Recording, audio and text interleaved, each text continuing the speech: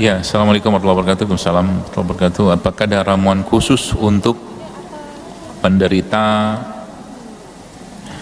azospermia? Azospermia ini spermanya kosong, nggak ada sperma. Ya, ada lagi tuh yang sedikit, itu kan bahasa-bahasa Latin sebenarnya. Ya, azospermia, oligospermia, gitu-gitu. Apakah ada saran untuk kasus seperti ini, karena pernikahan kami sudah 10 tahun. Suatu hari saya pergi ke Medan,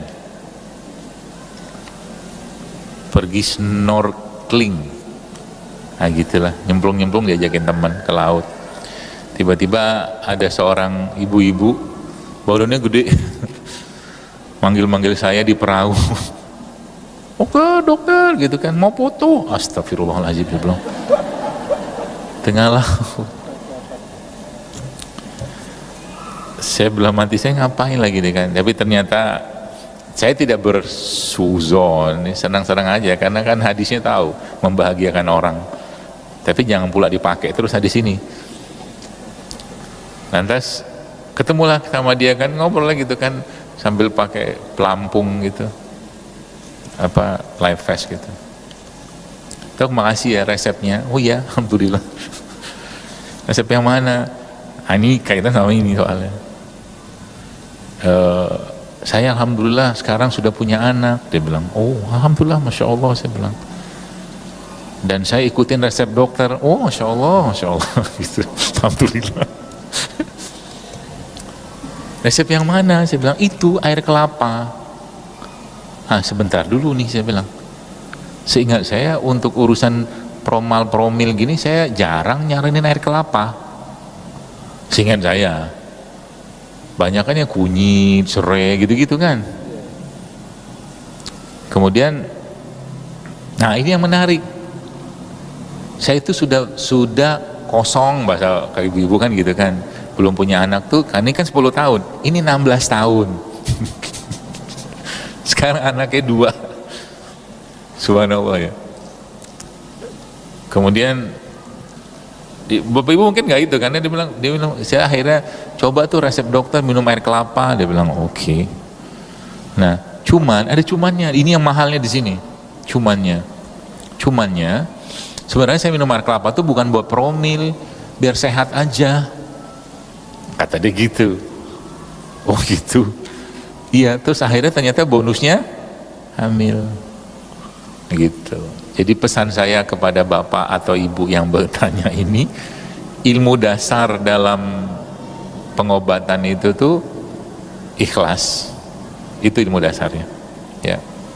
Pantaskan diri dengan iman, ya, dengan ikhtiar, dengan tidak berburuk sangka, dengan menduga-duga tentang kepada Allah, itu dulu yang paling penting.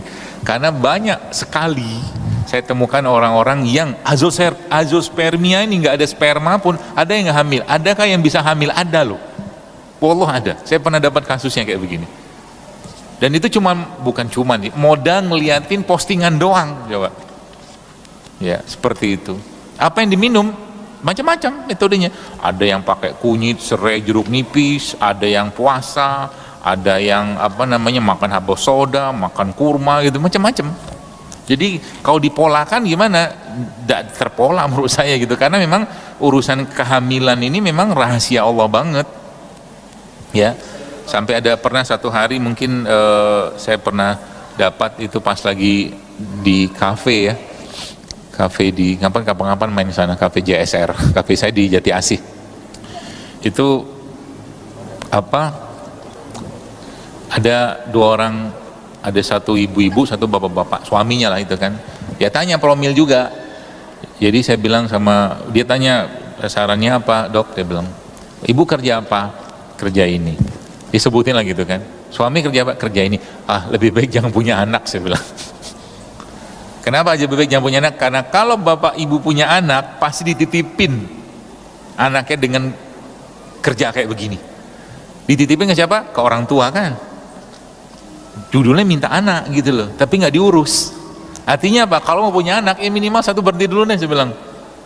Karena dua-duanya kerja shift, coba macam mana mau dapat anak? Lebih baik nggak punya anak gitu, daripada lagi-lagi anak itu, daripada anak itu nanti punya hutang pengasuhan diurus sama kakek neneknya, sedangkan bapak ibunya atas nama bekerja gitu loh. Nah gitu loh. Jadi gitu. Nah, kalau saya ditanya kayak begini, jawaban saya apa? Akan saya jawab pakai jawabannya Quran. Apa jawaban Quran? Wa qul tastaghfiru rabbakum innahu kana ghaffara yursilis sama alaikum midrara. Jadi Hasan al-Basri itu waktu beliau masih ada dan ditanya, ini ulama besar ya, ya Syekh, saya nggak punya keturunan. Kata beliau, Pak, perbanyaklah istighfar. Gitu. Saya pengen punya harta yang banyak, istighfar. Saya pengen masalah hidup saya selesai, istighfar. Itu sebabnya Ibnu Qayyim al-Jauziyah rahimahullah mengatakan, kalaulah permintaanmu sudah terlalu banyak dan kau tidak tahu lagi mau minta apa kepada Allah, istighfarin aja. Cobain nanti ya istighfar ya, sampai 1000 kali, pokoknya berapa banyak sebisa kita, karena nggak gampang loh. Cobalah Anda istighfar sekarang, sebentar aja mau istighfar, ada gangguan teman ngajakin ngomong, coba aja. Makanya perlu disiapin waktu banget untuk zikir-zikir kayak begini nih. Kita handphone nggak ada orang, pokoknya fokuskan. Misalkan meskipun ya tidak ada beberapa zikir yang memang dikasih angkanya sama Nabi, tapi sebenarnya kalau Anda mau target tertentu nggak apa-apa. Contoh, Anda mau istighfar 1000 kali, 1000 kali astagfirullah sampai 1000 kali. Habis itu la haula wala quwwata, nanti lihat apa yang terjadi. Wah, asik banget. Jadi jiwa kita tuh akan berkomunikasi sehingga nanti apa? Sehingga nanti aneh dia nih. Ada suatu doa yang saya suka, doa ini. Kalau mau dihafalin boleh, tapi ini bukan doa dari Nabi, tapi doa dari seorang tabi'in atau mungkin orang soleh lah, ulama gitu kan. Doanya begini bunyinya, Allahumma qad ta'lamu, Allahumma qad ta'lamu hajatana, Allahumma qad ta'lamu hajatana qabla an nas'alakaha faqdiha lana. Artinya itu lucu. Allahumma qad ta'lamu, ya Allah sesungguhnya engkau sudah tahu apa yang kami mau doakan ini. Allahumma qad ta'lamu hajatana qabla an nas'alakaha, sebelum kami meminta itu kepadamu, engkau sudah tahu apa yang kami minta sebelum kami minta ini, ya Allah, faqdiha lana, maka kabulkanlah. Gitu. Itu kalau lagi zikirnya banyak ya, zikirnya banyak, asik banget. Jadi nggak usah mikir lagi kita. Banyakin aja doanya, banyakin zikirnya, banyakin baca Qur'annya. Nanti Allah kasih sendiri tuh benda-benda itu. Ya, kayak orang di surga, gitulah kurang lebih ya. Allahumma qad ta'lamu hajatana qabla an nas'alakaha faqdiha lana. Gitu, faqdiha lana. Bahkan kadang-kadang bukan kadang-kadang, salah satu cara minta pada Allah itu kan di sholat ya. Terutama di sujud sama sebelum salam. Nah, kalau di sujud kan harus pakai bahasa Arab. Gak bisa, kalau yang gak bisa bahasa Arab atau gak hafal doa kan gak bisa pakai bahasa Indonesia, gak boleh, haram ya. Paling solusinya lain apa? Ngomong sama Allah dalam hati waktu sujud, itu bisa. Atau sebelum salam, doanya macam-macam, banyak, makanya hafalin banyak-banyak doa tuh macam-macam. Allahumma inni as'aluka mujibati rahmatik wa azama maghfiratik, seterusnya banyak lah. Atau doa-doa para nabi ya, atau disebutkan dalam Al-Quran, itu biasanya sangat mustajab ya, meskipun nanti ada perbedaan fikih lagi, itu apakah dibacanya itu bagian dari Quran itu sebagai doa ya, itu lain cerita. Tapi intinya pelajarin doa, dan termasuk ini juga sama ya. Jadi pesan saya, tidak ada yang mustahil. Nabi Zakaria, istrinya beliau hamil di usia berapa? 70 tahun loh. Nabi Zakaria umur berapa? 80 atau 90 tahun. Maryam gak ada suami. Jadi bab tentang kehamilan ini dalam Quran kebanyakan abnormal. Iya kan? Kebanyakan abnormal. Bahkan subhanallah, sedikit cerita kehamilan ya, beberapa kitab-kitab itu menyebutkan subhanallah, orang-orang zaman dulu itu di kandungannya itu ada yang lebih setahun, ada pernah disebutkan dari kitab itu 2 tahun, sampai keluar-keluar sudah ada gigi. Katanya begitu.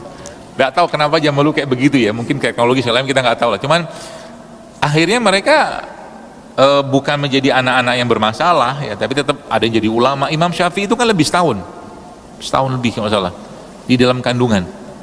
Ya makanya yang saya mau tanamkan di sini itu adalah apa? Innama amruhu iza arada syai'an ayyakula lahu kun fayakun.